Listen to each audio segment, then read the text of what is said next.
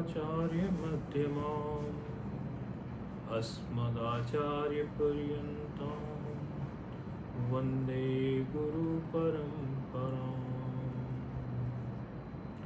गुरुर्ब्रह्मा गुरुर्विष्णु गुरुर्देवो महेश्वरः गुरुर्साक्षात् परब्रह्म तस्मै श्रीगुरवे नमः। ध्यानमूलं गुरुर्मूर्ति पूजामूलं गुरोपदं मन्त्रमूलं गुरुर्वाक्यं मोक्षमूलं गुरुकृपा। हरिः ओम्।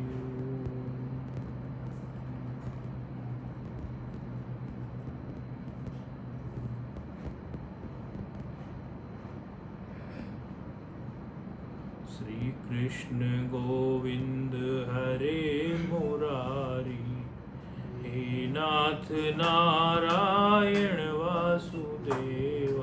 श्री कृष्ण गोविंद हरे मुरारी, हे नाथ नारायण वासुदेव। श्री कृष्ण गोविंद हरे मुरारी, हे नाथ नारायण वासुदेव। एक तुम ही बंधु सखा हमारे, हे नाथ नारायण वासुदेव। श्री कृष्ण गोविंद हरे मुरारी, हे नाथ नारायण वासुदेव। श्री कृष्ण गोविंद हरे मुरारी, हे नाथ नारायण वासुदेव। एक तुम ही बंधु सखा हमारे, हे नाथ नारायण वासुदेव। श्री कृष्ण गोविंद हरे मुरारी, हे नाथ नारायण वासुदेव। श्री कृष्ण गोविंद हरे मुरारी, हे नाथ नारायण वासुदेव। श्री कृष्ण गोविंद हरे मुरारी, हे नाथ नारायण वासुदेव। नारायण। किसी को यदि कोई गाली दे दे तो उसके चित्त पे कितना असर पड़ता है। बोले अरे उसने मुझे गधा कह दिया, उसने मुझे मूर्ख कह दिया, इंग्लिश में कहते बोले इडियट कह दिया, रास्कल कह दिया, बास्टर्ड कह दिया। हिंदी गाली हो या अंग्रेजी गाली हो, जो जिस भाषा को जानता है उसके चित्त पर ऐसा असर पड़ता है कि वो एकदम अंदर तक उसे फील हो जाता है कि अरे मुझे गाली दे दी। इसी तरह यदि शब्दों को हम ठीक से जान लेते हैं, जिस शब्द के बारे में हम जितना ठीक से जानते हैं, जिसकी ख्याति जैसे जितनी होती है, उस ख्याति के अनुसार हम अपने अंदर उसे उतना ही जानते हैं, वैसे ही फिर उसका रिएक्शन आता है। अब भगवान का नाम है, राम है, कृष्ण है, इनके बारे में भी हम जितना जानते हैं, जितना इनकी महिमा जानते हैं, तभी हमारा उतना ही रस आना शुरू हो जाएगा हमें। गधे शब्द की महिमा इतनी जान ली कि गधा शब्द बोलते ही एकदम असर कर जाता है। यदि राम शब्द की, कृष्ण शब्द की, अब देखो कीर्तन किया 1 मिनट का, श्री कृष्ण गोविंद हरे मुरारी, हे नाथ नारायण वासुदेव वासुदेव।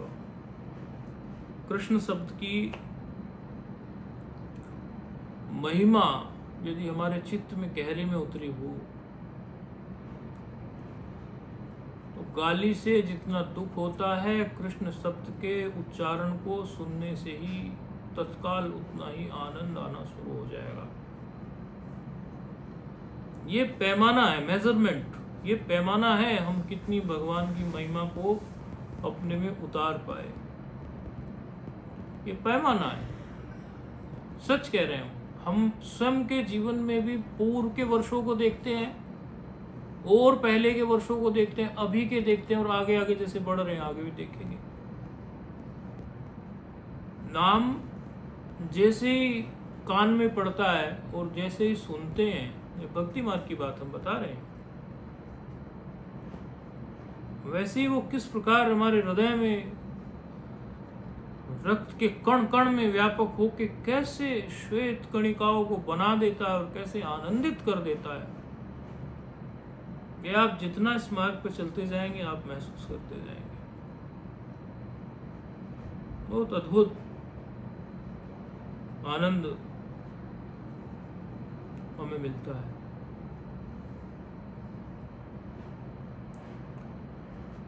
अब आज किसी ने कुछ प्रश्न कोई कह रहा था, भगवत गीता के किसी श्लोक का कोई कुछ कह रहा था कि महाराज जी रविवार को जो सत्र रखा जाए, अभी पिछले कुछ दिनों से सत्र रख रहे हैं, एक गुरुवार को सत्र रखते हैं, एक रविवार को रखते हैं। समय का फिर रहता है कि क्या समय रखे क्या, तो फिर ये बहुत लोग ये डिसाइड करते हैं कि शाम को यदि दिन भर में कोई काम भी हो तो शाम को तो लौट ही आते हैं व्यक्ति घर पे, तो 9 बजे के बाद का ही समय रखते हैं ताकि ज़्यादा से ज़्यादा लोग लाभ उठा सकें। हम तो अपने को कैसे भी ढाल लेते हैं, हमें तो कोई भी समय दे दो, हम अपने समय में से काट के अपने को ढाल के आप लोगों को वो समय दे देंगे जिस समय से आपको अधिक लाभ मिल जाए। एक तो आजकल इतनी बहिर्मुखता है, देखते हैं प्राय कि इंटरनेट पे इतना कंटेंट है कि कुछ भी रील कुछ भी बना जा रहा है। तो इससे क्या हो रहा है कि जो सार्थक कंटेंट है, अर्थात जो सार्थक चीज़ें हैं, वो दब सी जा रही है।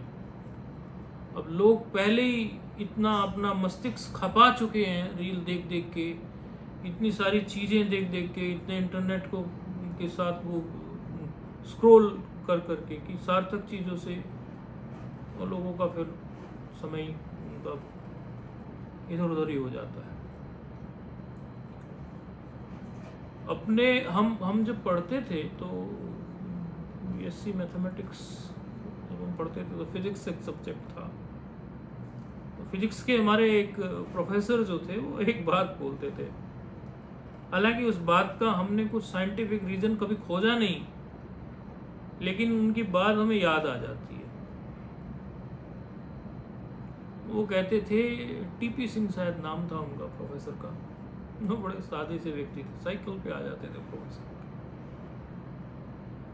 और TP सिंह जी कहते थे जब कोई क्लास में स्टूडेंट कम होते थे, कहते कहाँ गए बच्चे, अरे सर आज वेस्ट इंडीज़ का वो इंडिया का मैच है, आज पाकिस्तान का इंडिया का मैच है, आज ऑस्ट्रेलिया का इंडिया का मैच है, क्रिकेट मैच वो देखने गए। बोले ये तुम्हारा जो मस्तिष्क है ना, ऐसा बोलते थे वो, इसको साइंटिफिक रीजन हमने कभी खोजा ही नहीं, बस उनकी बात का यकीन किया है। ऐसा साइंटिफिकली भी ऐसा है, लेकिन बहुत ज़्यादा फिर इसमें तर्क वितर्क हो जाएगा, इसलिए बात को हमने ऐसे ही समझा। बोले ये जो आपका मस्तिष्क है ना, इसमें उतनी जगह है बोले जो विशेष चीज़ों के लिए जगह होती है ना, मतलब स्पेशल चीज़ों के लिए, वो बहुत लिमिटेड होती है। और आपने मैच को स्पेशल समझ लिया तो फिजिक्स को आप स्पेशल समझने वाले हैं ही नहीं, इसीलिए इस लेक्चर छोड़ दिया आपने। हम तो हमेशा ही रहते थे उनके लेक्चर में, तभी तो सुन पाए ये बात, नहीं तो हम भी नहीं सुन पाते। तो जीवन में सार्थक चीज़ों के लिए यदि समय नहीं निकालेंगे तो इधर उधर की चीज़ें हमें अपने आप ही अपनी तरफ खींच लेगी। बहुत बार मैं एक बहुत प्रैक्टिकल बात अपने से जुड़े हुए लोगों को बोलता हूँ, जो भी अपने जिज्ञासु लोग हैं। मैं कहता हूँ यदि आपने अपने दिन को किसी सकारात्मक कार्य में स्वयं से नहीं लगा दिया, अपने दिन को, अपने जीवन को, अपने महीने को, अपने साल को कोई सकारात्मक कार्यों में नहीं लगा दिया, कुछ रचनात्मक कार्यों में नहीं लगा दिया, तो आप हमसे लिखवा के ले लीजिए कि कुछ न कुछ आपको ऐसी चीज मिल जाएगी, आपको खामखा उलझा लेगी, जिसका आपसे कोई लेना देना नहीं है, व्यर्थ की परेशानी आपको उलझा लेगी। और यदि आपने अपने आप को सकारात्मक रचनात्मक कार्यों में व्यस्त कर लिया तो फालतू की चीजें आपसे दूर हो जाएंगी। मेरा स्वयं का भी ये प्रैक्टिकल रहता है। किसी दिन, जिस दिन स्वाध्याय कम होता है, उसी दिन मुझे फालतू के लोग अपनी कहानी सुनाने लगते हैं। फिर महाराज जी ये परेशानी, वो परेशानी, ऐसा वैसा, जो मदद बढ़ती है वो मदद करते हैं, जो शास्त्रानुसार उपाय होते हैं वो करते हैं, ऐसी बात नहीं, मदद करते हैं। आखिर लोग जब अपने लिए सोचते हैं तो हम भी उनके लिए सोचते हैं। लेकिन एक बात आपको बता रहे हैं अपने से ही, किसी और का उदाहरण लेके नहीं। जब हम अपनी दिनचर्या में कहीं ढील ढाल दे देते हैं तो हमारे पास भी इधर उधर की फालतू बातें आ ही जाती हैं। आप सच में इस बात को अपने पल्ले गांठ मार लो, अपनी पक्की कर लो कि यदि आप अपने जीवन को सार्थक कार्य में नहीं लगाएंगे तो व्यर्थ के कार्य आपको खींच ले जाएंगे। मन का जो स्वभाव है ना, वो कभी ऐसे नहीं होता। ऐसे का मतलब एक जगह टिके रहना, या तो ये यूं होता है या यूं होता है, यूं होता है या यूं होता है। या तो मन ऊपर को चलेगा या मन नीचे को चलेगा, या तो कोई उत्तम विचार करेगा या निम्न विचार करेगा। ये साम्यावस्था सी है, एक ऐसी अवस्था बहुत कम, कभी कभी कभी कभी, अधिकतर समय ऊपर नीचे ऊपर नीचे। तो यदि आपने इसको ऊपर की राह नहीं पकड़ाई ना तो ये नीचे की तरफ जाएगा। जैसे खेत में किसान बेल लगाता है ना, और तो खेती किसानी भी देखी है, करी तो नहीं है लेकिन देखे तो है। तो खेत में बेल लगाते हैं ना, जो बड़ा खेत होता है तो खेत में सीधे की सीधे चलती हैं, एकदम लंबी लंबी लंबी लंबी, जमीन से जुड़ के चलती हैं। और जो किचन गार्डन टाइप का अपने घरों में छतों पे बनाते हैं, या गांव देहात में, ये वेस्टर्न यूपी और आपका हरियाणा और लगभग यही बेल्ट सी मान लो आप, राजस्थान भी, इसमें एक कॉन्सेप्ट होता है गाय के गोबर के उपले के उसका पिटोड़ा बनाते हैं वो, या बोंगा बनाते हैं। तो उस पे कई बार बेल देखते हैं, वो बेल ऐसे चढ़ जाती है। या तो घरों में, शहरों में या गाँव में किचन गार्डन आजकल बनाने लगे हैं, तो वो उसमें भी बेल को ऐसे एक रास्ता देते हैं, तो बेल ऐसे चढ़ती चली जाती है। तो यदि आपने बेल को वो रास्ता ऊपर का दे दिया तो कितने भी ऊपर चढ़ा के उसको ले जाओ। कई लोग तो आजकल जो है उसको इस प्रकार का वो देते हैं रास्ता कि वो किसी भी तरह से उसको मोड़ लेते हैं बेल को, ऐसे मोड़ लेंगे, ऐसे मोड़ लेंगे, वैसे मोड़ लेंगे, ऐसे करके वो मोड़ लेते हैं। देखो, जब किसी से म्यूट करना नहीं आता, आप लोग इतने सारे लोग लाइव हैं और ये कई सारे कैमरों से रिकॉर्डेड है ये, तो एक का डिस्टरबेंस कई जगह कई लोगों को डिस्टर्ब करेगा। ये आज का जो सेशन है इसमें कई कैमरे लगे हुए हैं और कई लोग बैठे हुए हैं इधर उधर, तो ये जिसका भी अभी आवाज कर रहा है ये म्यूट करना सीख ले। अब हम तो ऐसा नहीं कह सकते किसी सेवादार को कि इनको लाइव से निकाले, लेकिन वो पता नहीं कौन है ये और बड़ा आवाज कर रहा है, तो ये और लोगों को विक्षेप हो रहा है। ऐसे इधर उधर से कमेंट ऐसे मिल रहे हैं। तो यदि आपने उसको सही एक जगह नहीं दी, सही शेप नहीं दी मन को ऊपर चढ़ने के लिए, वो नीचे ही रहेगा। इसीलिए आज के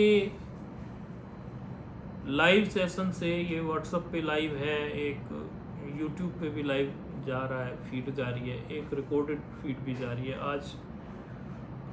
आज सेवा करने वाले सेवादार कहीं हैं तो अपने ढंग से सेवा करके चीज़ें कर रहे हैं, वो इधर से भी लाइव कर रहे हैं, उधर से भी लाइव कर रहे हैं। ये क्या इस तरह का हो गया ये,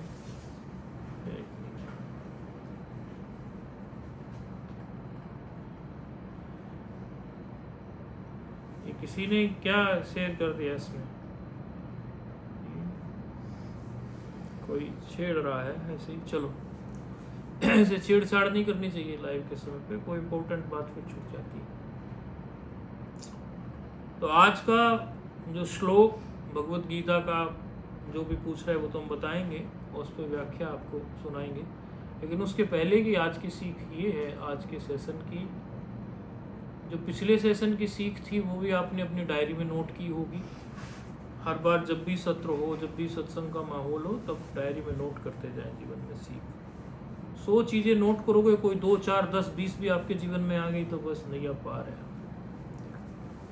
आज की सबसे पहली सीख ये है कि आपको अपने मन को इससे पहले कि वो अनवांटेड, अनिच्छित, या फिर जिसको आप नहीं चाहते ऐसा बोल दें और विस्तार में, ऐसी दिशा आपका मन पकड़े, इससे पहले आप अपने मन को वो दिशा दे दो जो आप चाहते हो। आज की सबसे पहली सीख ये है। अब जो श्लोक पूछने वाले थे वो श्लोक पूछ लेंगे। किस श्लोक के बारे में आज हमें बताना है? भगवत गीता का कोई श्लोक की चर्चा आई थी कि ऐसा पूछे, हमें पूछना है। मैंने कहा सबके सामने पूछो।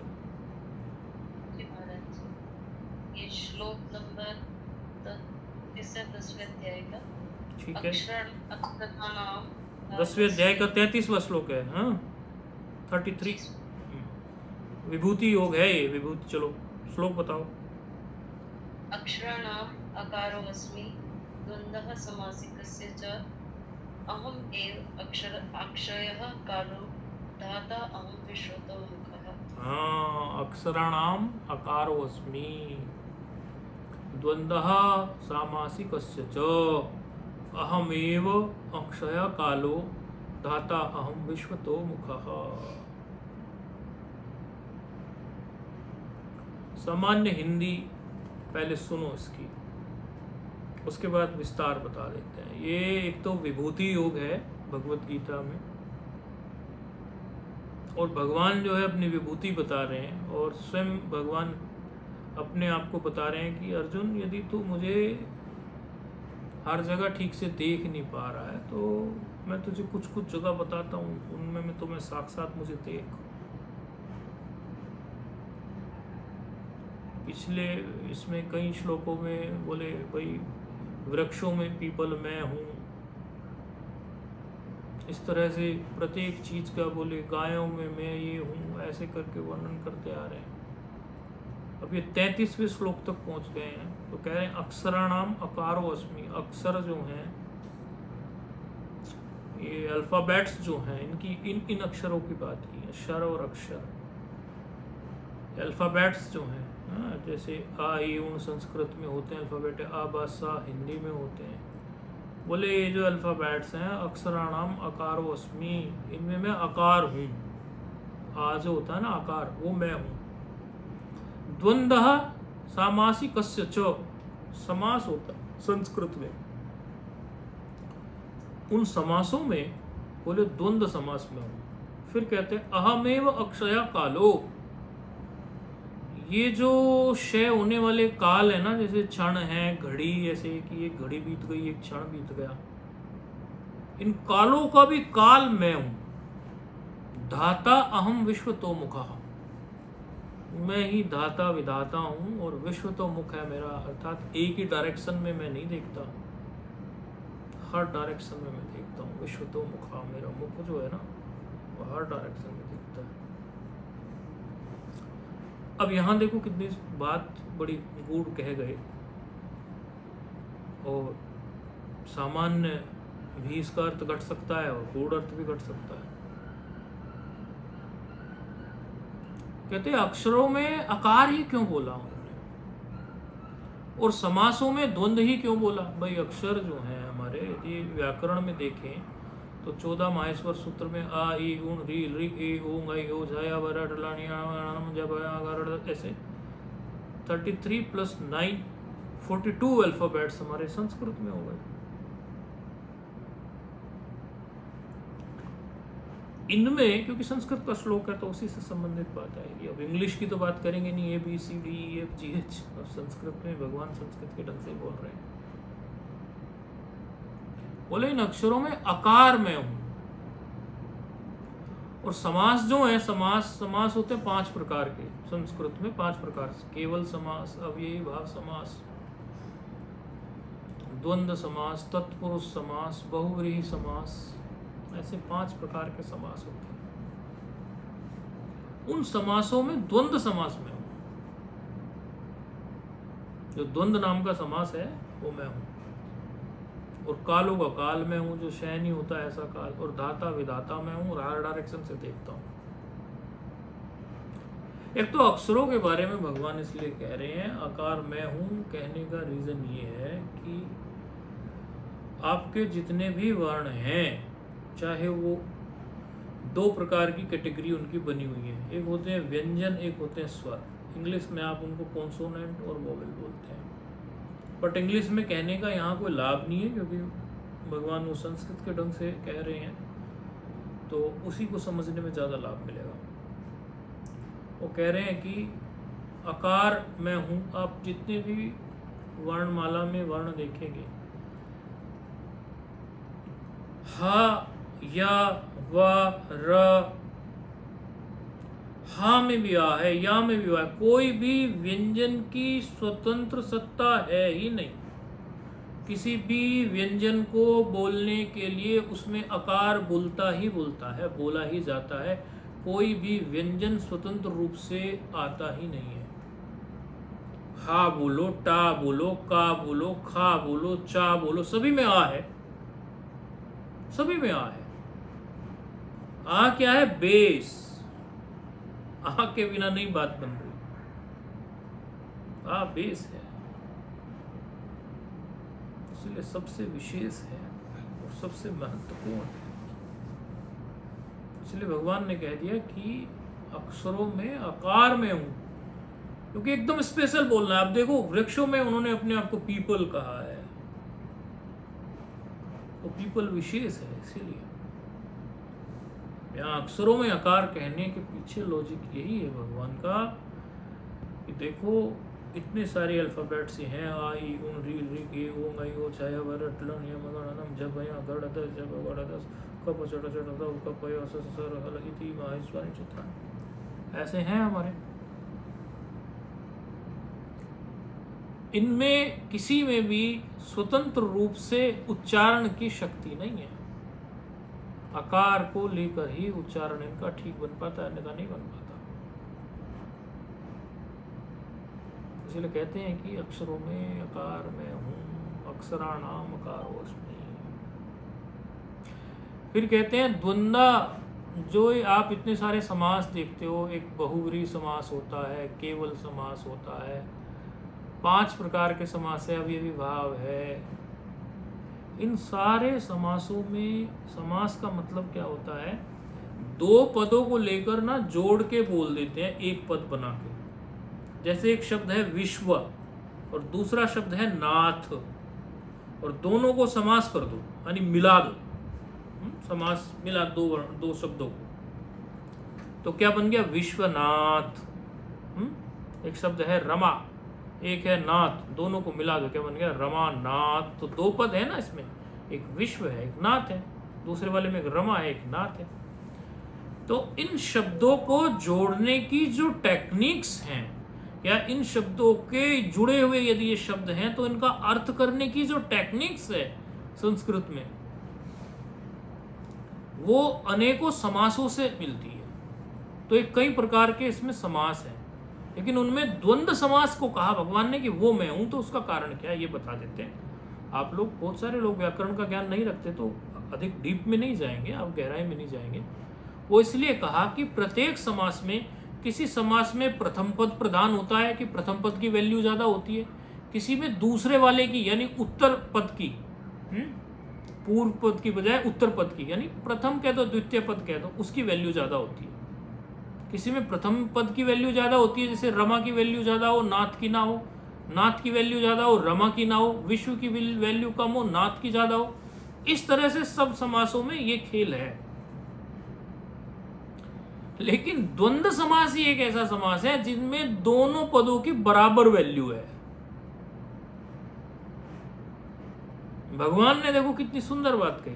द्वंद्व, अब इसको आप अपने प्रैक्टिकल लाइफ में, यदि आप ग्रस्त हैं तो उसको गृहस्थी ढंग से देख सकते हैं, और आप साधु चोले में हैं तो उस ढंग से देख सकते हैं। इसके अनेकों अर्थ निकाले जा सकते हैं। दोनों पद की समान इसमें वैल्यू है द्वंद्व समास में। भगवान ने इसलिए स्वयं को द्वंद्व कहा।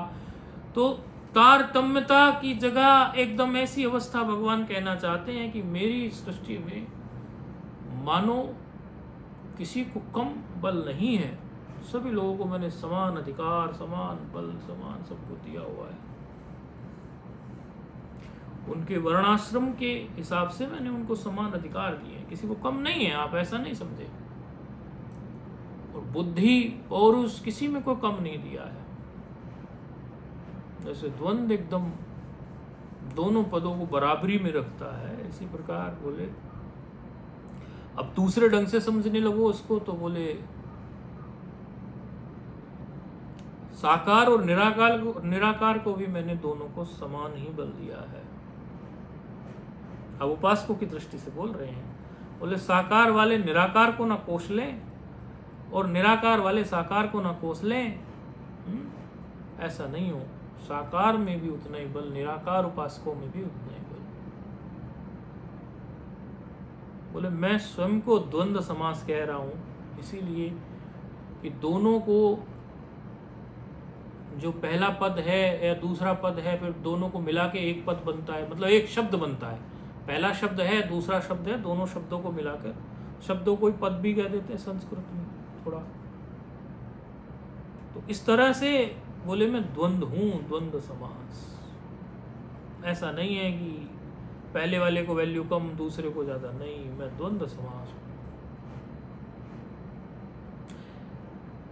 समान भाव से मैं सब तरह, सब जगह, सब ओर मैं व्याप्त हूं,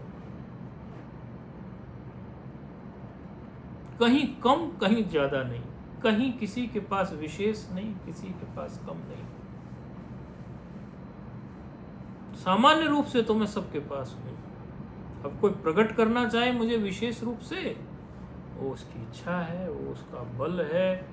बल माना क्या? साधना का बल, योग का बल, उपासना का बल, वेदांत का बल, विशेष अनुभूति। ये सामान्य रूप से मैं सबके हाथ हूं। फिर कहते हैं अहमेव अक्षय कालो। 1 मिनट, 2 मिनट, 5 मिनट, घंटा, 2 घंटा, घड़ी, पहर ऐसे बीत जाते हैं ना। एक पहर बीत गया, 2 पहर, ये सारे जितने काल हैं ये सारे बीतने वाले हैं, क्षय होने वाले। लेकिन मैं कैसा हूं? अहमेव अक्षय, मैं अक्षय काल हूं। ये अक्षय काल कैसा होता है और क्षय काल कैसा होता है? अरे भाई, आप एक घड़ी से लेकर और आप पूरे वर्ष की गणना कर लेते हैं सौर कैलेंडर से, सूर्य की गति के हिसाब से ज्योतिष की सारी गणनाएं हो जाती हैं कि इतने टाइम पे तब दिवाली आएगी, तब होली आएगी, तब ये सूर्य ग्रहण होगा, तब चंद्र ग्रहण होगा, सूर्यास्त इस समय होगा, चंद्र इस समय, चंद्रास्त चंद्रोदय इस समय होगा। ये सारी गणनाएं जो हैं, ये कैलकुलेशंस जो हैं, ये टाइम के हिसाब से तो होती हैं। उनमें सूर्य का और चंद्रमा का सहयोग होता है। अर्थात कैलकुलेशंस के लिए हमारे सूर्य का ही सारा योगदान है।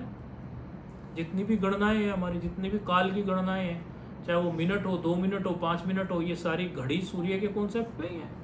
सूर्य से भिन्न इनका कोई अपना कॉन्सेप्ट नहीं है घड़ियों का। लेकिन भगवान कह रहे हैं कि मैं अक्षय काल हूं। तो एक प्रलय होता है, एक महाप्रलय होता है। आत्यंतिक महाप्रलय जब होता है, उस समय सूर्य भी नहीं होता, चंद्रमा भी नहीं होता। तो तब कहां से कैलकुलेशंस आएंगी? जब सूर्य भी नहीं होगा तब कहां से कैलकुलेशंस आएंगी? गणनाएं कहां से आएंगी? इसीलिए भगवान ने कहा मैं तो होता हूं, मैं कालों का काल हूं, ऐसा काल हूं जो कभी नष्ट नहीं होता। उस सेंस में जाके भगवान ने बोला है, क्योंकि कभी ना कभी तो वर्ष भी खत्म हो जाएंगे, कभी ना कभी तो ब्रह्मा जी भी सृष्टि, ब्रह्मा विष्णु महेश भी अपनी सृष्टियों को कर लेते हैं पूरा टाइम, और 5 तत्व जो हैं वो भी कहीं की कहीं लुप्त, सुसुप्त, लुप्त। तो वह एक सत्य सनातन ईश्वर, वो तभी भी परमेश्वर होता है। तो ये वो अक्षय काल के रूप में, फिर कहते धाता अहम विश्वतो मुखा, बोले मैं विधाता भी हूं, सबके कर्मों का फल भी मैं देता हूं, बाप हूं और सबके कर्मों का फल मैं देखता हूं, देता हूं। बोले मैं धाता विधाता भी हूं और विश्वतो मुखा, एक मुख नहीं है मेरा। सिंह भी जो होता है उसको दशानन बोलते हैं, वो 10 दिशाओं में देख लेता है। बोले 4 दिशा तो सुनी थी हमने महाराज, ये 10 दिशा का कॉन्सेप्ट कहाँ से आया? तो उन 4 के बीच में और 4 गिन लो, 4 दिशाओं के बीच में और 4 ले जाओ, उत्तर पूर्व ले लो, ऐसे उत्तर और पूर्व के बीच में ले लो एक दिशा, ऐसे पश्चिम और आगे की डायरेक्शन के बीच में ले लो, एक एक दिशा 4 4 8 तो वही हो गई, और एक नीचे की और एक ऊपर की होगी 10 पूरी। अब 10 दिशाओं के देखने वाले दशानन है। भगवान के विश्वतो मुखम है, ये 10 डायरेक्शन से अलग चर अचर जो चर्म चक्षु से दिख सके वो, और जो इनसे नहीं दिख सके वो भी, उसको भी ऑब्जर्व करने वाले, देखने वाले। क्योंकि घट घट में अंतर्यामी बन के भी तो बैठे हैं ना, घट घट में अंतर्यामी बन के भी बैठे हैं, तो उनसे कौन सा कर्म, कौन सी ऐसी स्थिति परिस्थिति होगी जो बच जाएगी? नहीं बचने वाली उनसे, ना कोई कर्म बचने वाला, ना स्थिति परिस्थिति उनसे बचने वाली। इसलिए भगवान ने कहा कि अहमेव अक्षय कालो धाता अहम विश्वतो मुखः, मैं अक्षय काल हूं और विश्वतो मुखा हूं, अर्थात सब और मुख मेरा है, सब प्राणियों पे मेरी दृष्टि है, सब और मैं देखता हूं। तो ये पूरा का पूरा अध्याय जो है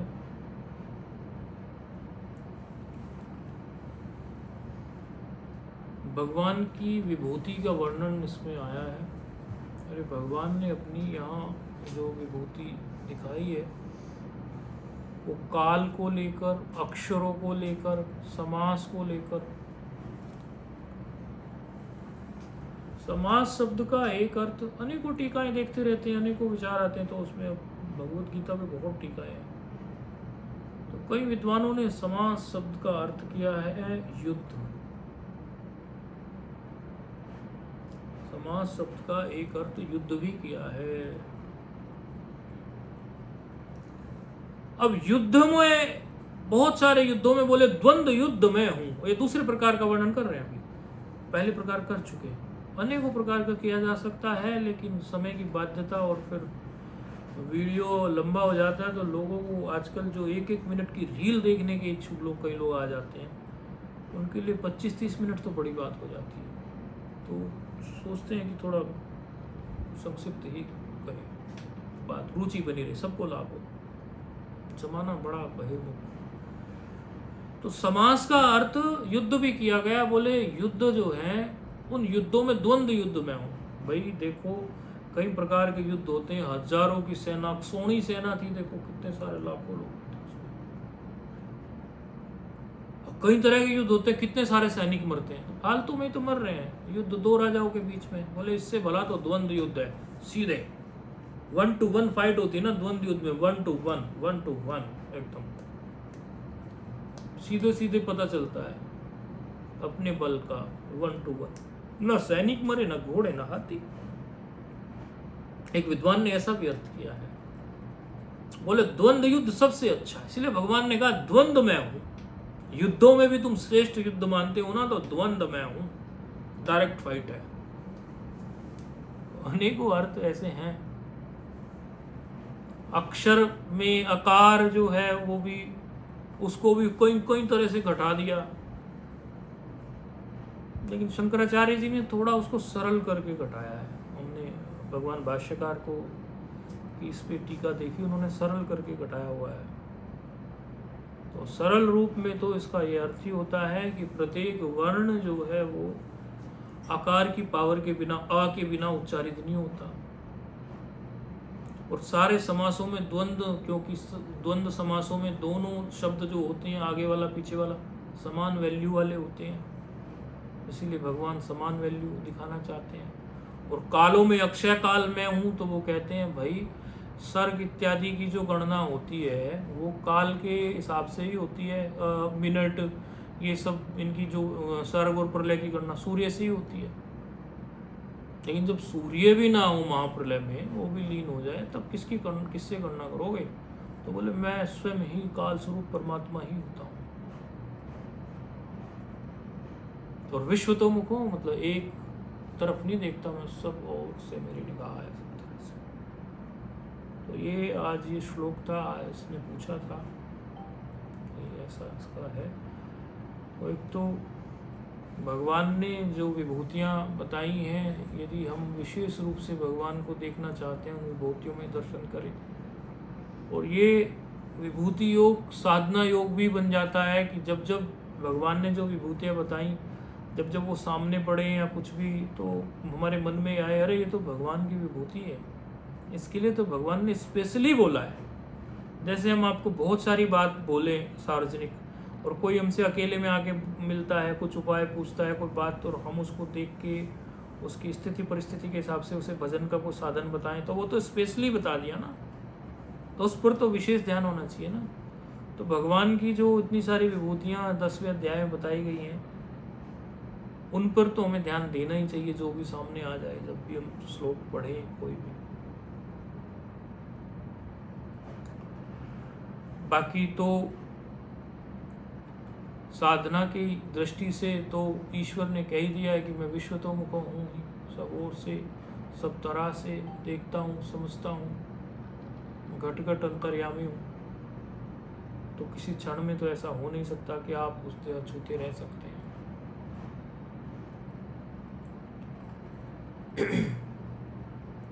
ओम पूर्णमदः पूर्णमिदं पूर्णात् पूर्णमुदच्यते पूर्णस्य पूर्णमादाय पूर्णमेवावशिष्यते। ओम शांति शांति शांति। प्रश्नोत्तरी का जो बाद का 5 या 10 मिनट रहा करेगा प्रश्नोत्तरी का,